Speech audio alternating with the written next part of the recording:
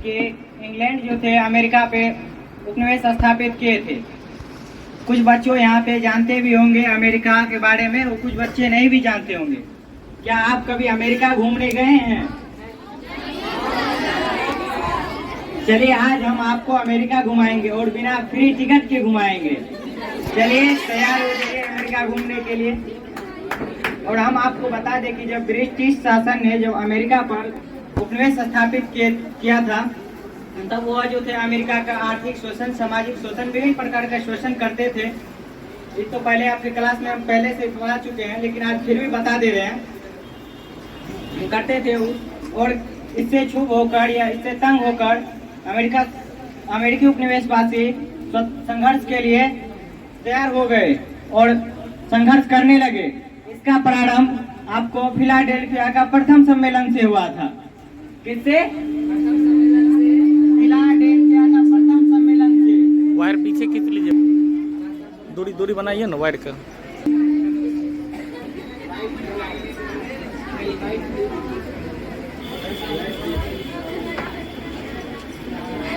Philadelphia का प्रथम सम्मेलन से हुआ था।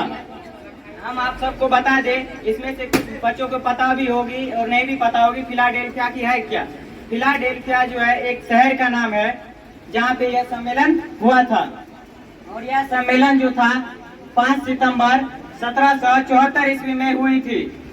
इस सम्मेलन में अमेरिका उपनिवेशवासी के प्रतिनिधियों ने अंग्रेजी सरकार से मांग किए थे कि हम पर लगाए गए व्यापारिक प्रतिबंध तथा हमारे अनुमति के बिना अन्य कोई कर नहीं लगाया जाए। लेकिन इससे तो आपको पता होगा कि जब ब्रिटिश शासन उस पर स्थापित किए तो कुछ तो अपने लाभ के ही लेने किए। जब यह उसकी मांग को पारित कर दे रहे थे तो उससे उसको फायदा नहीं, उतना ज्यादा फायदा नहीं हो रहा था, जिसके कारण वह इस मांग को ठुकरा दिए। और ठुकरा देने के साथ ही साथ इसको विद्रोह ठहरा दिया। और विद्रोह को दबाने के लिए क्या किए तो सेना भेजने का निर्णय लिया। उपनिवेशवासी भी संघर्ष के लिए तैयार हो गए, जिसके कारण लैंकिस गठन में का स्वतंत्रता संग्राम का प्रथम युद्ध 19 अप्रैल हुई थी। इसमें ये थे उपनिवेशवासियों ने ब्रिटिश सरकार की करीब भूमिका निभाई। बहुत ही ये गौरव की बात है। आगे की कड़ी में बुलाना चाहेंगे सत्यम कुमार। आप बायोलॉजी पढ़ाएंगे क्लास 9 रोल नंबर 17। सत्यम आप आए हैं तो आइए।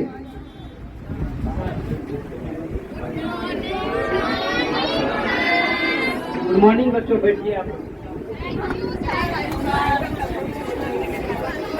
आज हम बायोलॉजी पढ़ाएंगे। टॉपिक का नाम है अंतःकंकाल, एक्सोस्केलेटन। क्या होता है किसी को पता है? नहीं पता है तो हम बता देते हैं। अंतःकंकाल जो होता है एक जटिल संरचना वाला कंकाल होता है जो हमारे शरीर को संरचना प्रदान करता है और हमारे शरीर का रक्षा करता है। अंतःकंकाल को हम लोग 2 भाग में बांट देते हैं। एक होता है एक्सियल, एक एपेंडिकुलर। एक्सियल का हिंदी होता है अक्षीय और एपेंडिकुलर का हिंदी होता है उपांगी। एपेंडिकुलर जो होता है टोटल 126 हड्डियाँ होती हैं और एक्सियल जो होता है ये होता है 80। तो 126 वाले को पहले हम लोग पढ़ लेते हैं। हमारे हाथ में जो है टोटल 30 हड्डियाँ, हमारे पास 2 हाथ है तो 60 हड्डियाँ हुआ। आप लोग को दिख रहा होगा ये हैंड का ये वाले हड्डी जो होता है इसको हम लोग ह्यूमरस बोलते हैं। ये हमारे पास एक होता है ह्यूमरस। आगे की चल के ये 2 भाग में बांट जाता है। इसको बोलते हैं, एक अंगूठा की तरफ जाता है उसको रेडियस बोलते हैं और छोटी वाली उंगली की तरफ जाता है उसको हम लोग बोलते हैं अल्ना। अब यहाँ कलाई है, कलाई के आगे जो है टोटल 27 हड्डियाँ होती है। कौ से कलाई, कौ से कार्पल। तो कार्पल जो है टोटल हमारे पास है 8। और कार्पल के आगे मेटा मतलब होता है आगे, तो कार्पल के आगे मेटा कार्पल। मेटा कार्पल जो होता है 5 पीस होता है हमारे पास। मेटा कार्पल के आगे ये उंगली है, एफ से फिंगर होता है और एफ से इसका नाम फ्लेंजिज है। फ्लेंजिज हमारे पास टोटल 14 होता है। तो एक हाथ में 30 हड्डियाँ होती है, humerus, radius, ulna, carpal, metacarpal, phalanges. तो हमारे पास 2 हाथ है, 2 60 हो गया। तो हम लोग आप पैर के बारे में पढ़ेंगे।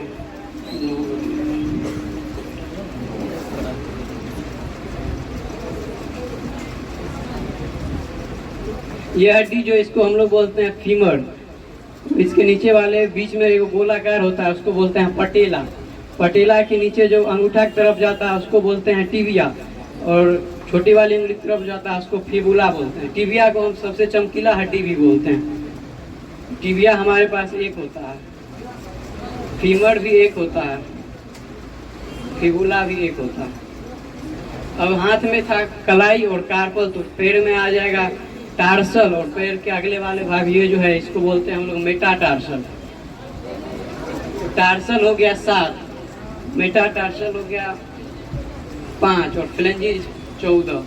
7 का है टार्सल क्योंकि एक हड्डी जो है पटेला यहाँ एक्स्ट्रा लग गया, ये गोलाकार जिसको पटेला बोलते हैं। 30 हड्डी जो है हमारे पैर में भी हो गया, 2 है टांग है तो 30 दूनी 60 120 हड्डी हो गया पैर हाथ मिला के। अब ये हड्डी जो है इसको हम लोग बोलते हैं कॉलर बोन, और इसको कैल्विकल भी बोलते हैं। कैल्विकल भी 2 पीस होता है। और बाद में अगली क्लास में हम बताएंगे। बहुत अच्छा। आप लोगों को पता है क्या, मैं आप लोगों के समीप यहाँ क्यों आया हूँ? मैं आप लोगों को मैथ का एक टॉपिक है जो आप लोगों को 9th और 10th दोनों जगह बहुत ही अच्छी तरीके से महत्वपूर्ण है करूंगा, जो कुछ ही समय में मैं आप लोगों को एक बेहतर तरीके से समझा पाऊं, जिसका मैं प्रयास करूंगा। और जिस टॉपिक का नाम है त्रिभुजों की सर्वांग। क्या आप लोगों को त्रिभुजों के बारे में ज्ञान है? हाथ उठाए।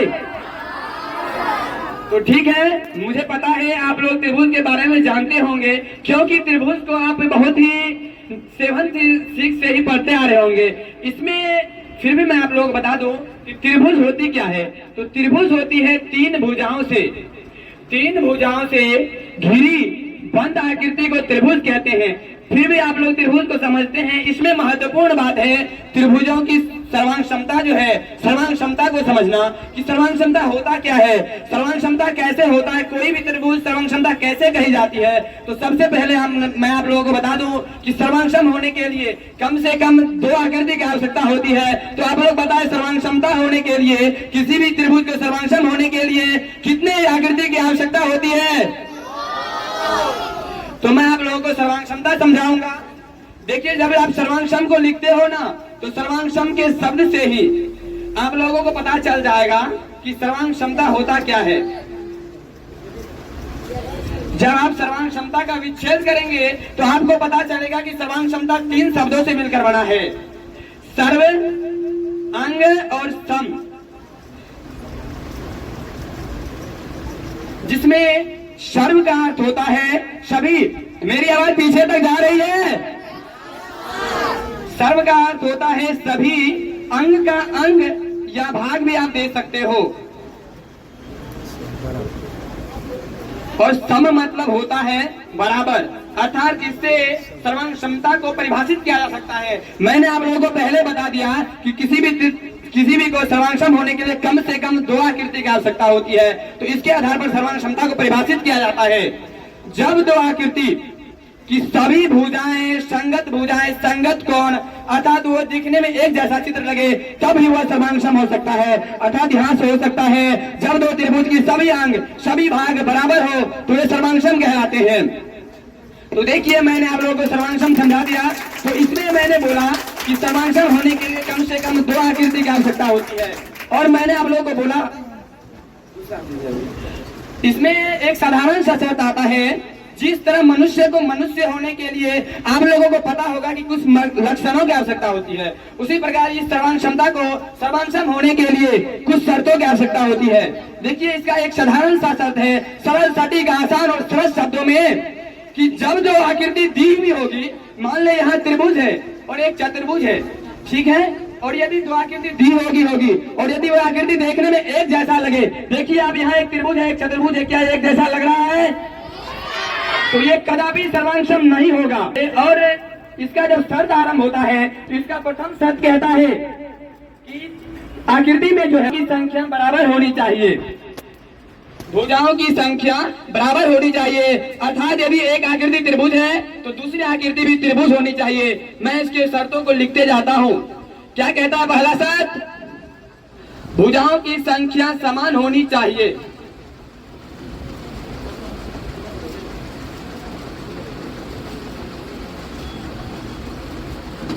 भुजाओं की संख्या समान होना चाहिए। और दूसरा शर्त कहता है, देखिए मैंने आप लोगों को बोला था कि यहाँ यदि एक त्रिभुज है और एक चतुर्भुज है तो ये कदापि सर्वांशम नहीं होगा। यदि हम यहाँ त्रिभुजों की सर्वांश क्षमता की बात कहते हैं कर रहे हैं, इसीलिए हम यहाँ त्रिभुज के बारे में चर्चा करेंगे। यदि एक आकृति त्रिभुज है तो दूसरा भी त्रिभुज होना पड़ेगा, क्योंकि यदि हम एक त्रिभुज और एक चतुर्भुज देते हैं तो ये कदापि देखने में हम लोगों को एक जैसा नहीं लगेगा, इसलिए हम यहाँ एक आकृति त्रिभुज खींचते हैं। ठीक है, यदि देखिए मैंने पहला शर्त क्या लिखा, भुजाओं की संख्या समान होनी चाहिए। मैंने लिखा ना यहाँ पे भुजाओं की संख्या समान होनी चाहिए। तो यहाँ एक त्रिभुज है ABC और दूसरा है DEF, तो क्या इसमें भुजाओं की संख्या समान है? तो ये दोनों सर्वांशम हो सकता है, होगा नहीं, हो सकता है यदि ये सर्वांशम के सभी शर्तों को फॉलो करता है। और दूसरा शर्त आता है संगत भुजा। संगत भुजा समान होनी चाहिए।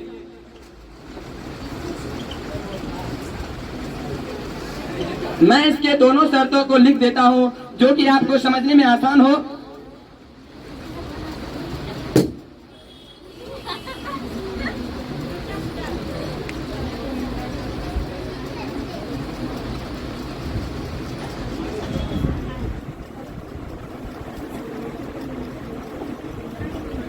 मैंने इसके कि संगत भुजा मैंने लिखा ना, संगत भुजा समान। और तीसरे शर्त में लिखा कि संगत कौन समान होनी चाहिए, तो यहाँ क्या आ गया? संगत। देखिए संगत क्या होता है, मैं आप लोग इसके पहले के अध्यायों में पढ़ा होगा कि जब कोई तिर्यक रेखा दो समांतर रेखाओं को प्रतिच्छेद करती है तो संगत कौन क्या होते हैं? बराबर होते हैं। इसी तरह सर्वांग क्षमता भी संगत कण बराबर होते हैं, लेकिन इसके लिए क्या होता है ना, तो यहाँ संगत होता है यदि ये त्रिभुज है और यहाँ त्रिभुज का जो एंगल A एंगल D के बराबर होता है। पहले मैं आप लोग बता दूं संगत क्या होता है। तो देखिए यहाँ होता है संगत का मतलब कि जो जिसके बराबर, यदि यहाँ एंगल A एंगल D के बराबर हो गया ना तो एंगल A का संगत एंगल D हो जाएगा, और यदि एंगल B एंगल E के बराबर हो गया तो एंगल E का संगत एंगल E हो जाएगा, क्योंकि संगत ही होता है जो जिसके बराबर वह उसका संगत। और इसके बाद मैं अपने वाणी को विराम देता हूं और मैं आप लोगों को आगे की क्लास में बताऊंगा कि संगत के बारे में पूरी चर्चा और विवरण करूंगा। मैं आप लोगों को कुछ बोल देना चाहता हूं कि अब अगले की क्लास में आप लोग कुछ होमवर्क है जो आप लोगों को सिद्ध करके आना है।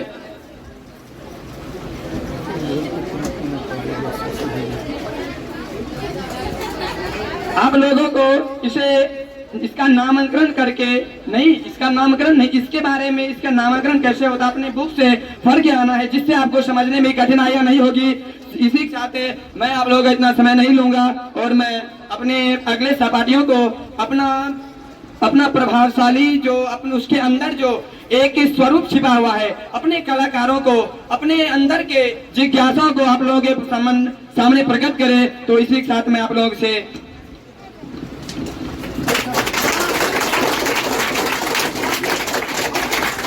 बहुत ही खूब पढ़ी। आपने एक सोनू कुमार और सत्यम गए, आप लोग को होमवर्क देकर नहीं गए। तो आप लोग कैसे हैं? तो आज आप लोग को हम एक फिजिक्स की न्यू टॉपिक शुरू करने वाले हैं जिसका नाम है संवेग का संरक्षण। क्या नाम है? संवेग का संरक्षण, यानी कि कंजर्वेशन लॉ ऑफ मोमेंटम। क्या? Conservation law of momentum. तो आज आप लोगों को हम क्या पढ़ाने जा रहे हैं? फिजिक्स। फिजिक्स में कौन टॉपिक? संवेग का संरक्षण। संवेग का संरक्षण यानी कि कंजर्वेशन लॉ ऑफ मोमेंटम।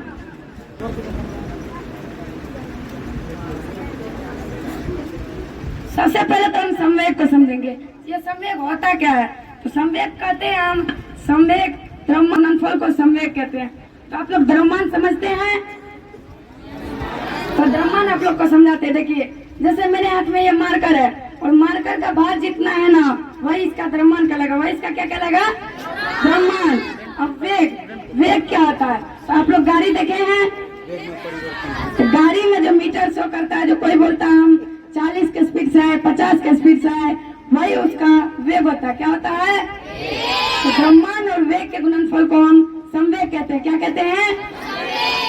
किसके गुणनफल को? द्रव्यमान और वेग के गुणनफल को संवेग कहते हैं। अब देखिए संवेग का संरक्षण। संवेग का संरक्षण आया कहाँ से? ये न्यूटन के द्वितीय गति नियम आप लोग पढ़े हैं या नहीं? न्यूटन के द्वितीय गति नियम में कहा जाता है कि यदि किसी वस्तु का संवेग परिवर्तन होने में जितना समय लगता है ना वही उतना समय ही उतना बल के बराबर होता है। वो जितना समय अंतराल लगता है वही उसका बल के बराबर होता है। यदि हम मान के चलिए बल ही नहीं लगाएंगे तो उसका संवेग तो परिवर्तित नहीं होगा कि नहीं होगा? नहीं होगा। तो तब उसमें संवेग परिवर्तन नहीं होगा, यानी उसका संवेग संरक्षित रहेगा। क्या रहेगा? संरक्षित, यानी कि उसका संवेग संरक्षित रहेगा। तो आप लोग को आज इतना ही पढ़ाएंगे, अगले क्लास में आप लोग को बहुत सुंदर अविनाश।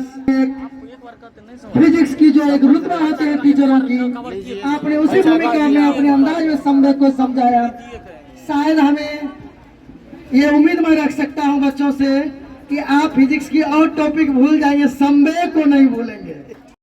बैठ जाइए बच्चों, आप लोग कैसे हैं? आज हम आप लोगों को ग्रामर सब्जेक्ट में जेंडर के बारे में पढ़ाने जा रहे हैं। आखिर हम लोग जेंडर कहते किसको है? पहली बात ये समझना है।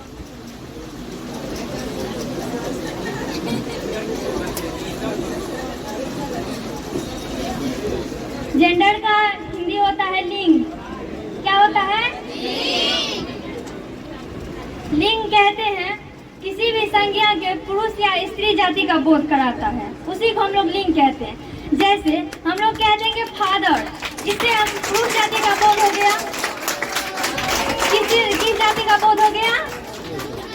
और जैसे हम लोग कह देंगे मदर, इससे हो गया स्त्री जाति का बोध। किस जाति का बोध हो गया? इस तरह से जेंडर होते हैं और इसके 4 टाइप होते हैं। कितने टाइप होते हैं? पहला मैस्कुलिन जेंडर।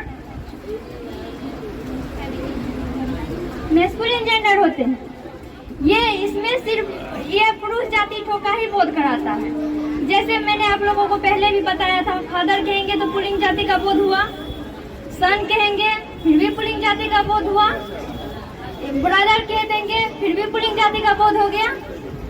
इन सभी को रखा गया है एग्जाम्पल में, मैस्कुलिन जेंडर के एग्जाम्पल में। अब दूसरा है फेमिनिन जेंडर। कौन सा है दूसरा?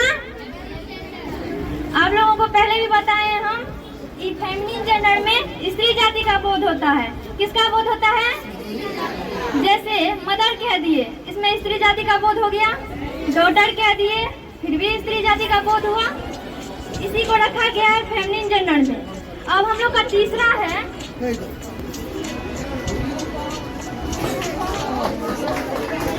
हम लोग का कॉमन जेंडर। कॉमन जेंडर में हम लोग को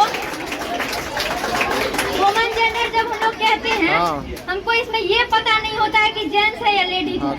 जैसे हम लोग डॉक्टर कह दिए, हम लोग को इसमें ये तो पता नहीं है जो डॉक्टर में लेडीज है कि जेंट्स है। टीचर बोल दिए, फिर भी इसमें पता नहीं है कि इसमें जेंट्स है कि लेडीज है। ये दोनों का ही बोध कराता है। ये इसको कॉमन जेंडर में रखा गया है। इसमें रखा गया है डॉक्टर को कॉमन जेंडर। अब तीसरा है हम लोग का, आधे क्लास में बताएंगे। आप लोगों को होमवर्क देते हैं हम, जो आप लोग 5-5 सबका एग्जाम्पल लिख के लाएंगे अगले क्लास में। मिलते हैं अगले एपिसोड में।